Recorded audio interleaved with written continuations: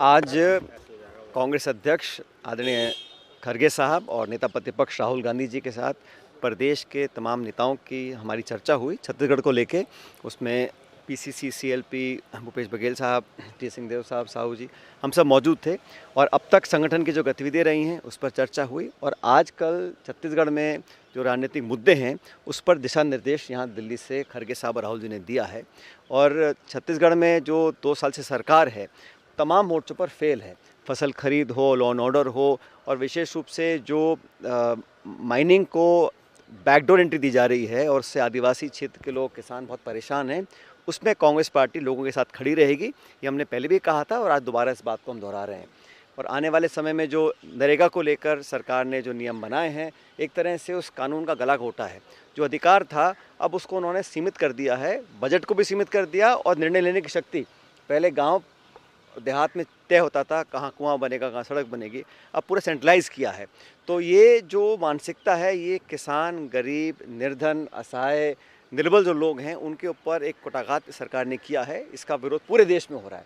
और कांग्रेस पार्टी जो भूमिहीन किसान हैं, जो डेली वेजर है, लेबर है, जिनके पास एक सुरक्षा कवच हमारी सरकार में मिला था, वो वंचित करने की योजना सरकार ने बनाई है। और जिस तरीके से बनाई है, कोई चर्चा, विचार विमर्श, संशोधन का नाम दे रहे हैं, लेकिन नरेगा को ख़त्म किया जा रहा है। उस पर पूरे छत्तीसगढ़ समेत देश में कांग्रेस पार्टी एक मूवमेंट लेकर आगे आई है। हम इसका विरोध करेंगे। और राहुल जी के नेतृत्व में जब लैंड एक्विजिशन एक्ट को उन्होंने छेड़छाड़ी करी थी, 3 काले कानून बनाए थे, दोनों मुद्दों पर इनको सदन के अंदर, सदन के बाहर बैकफुट बनाना पड़ा और इसी मोदी सरकार ने अपने हाथ खींचे थे। इस बार भी नरेगा को लेकर कांग्रेस सहित तमाम इंडिया अलायंस के लोग दबाव बनाएंगे और केंद्र की सरकार को अपने अहंकारी कदम को वापस लेना पड़ेगा।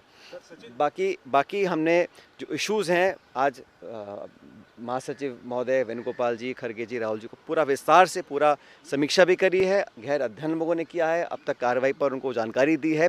और आने वाले कुछ हफ्ते महीनों में सदन के अंदर हम लोग क्या मुद्दों को लेकर सरकार को काउंटर करेंगे, दबाव बनाएंगे, और कार्यकर्ताओं को लेकर जो हम लोगों ने बीएलए से लेकर संगठन को मजबूत करने का जो एक निर्णय लिया है उस पर पूरा अमल हम लोग कर चुके हैं।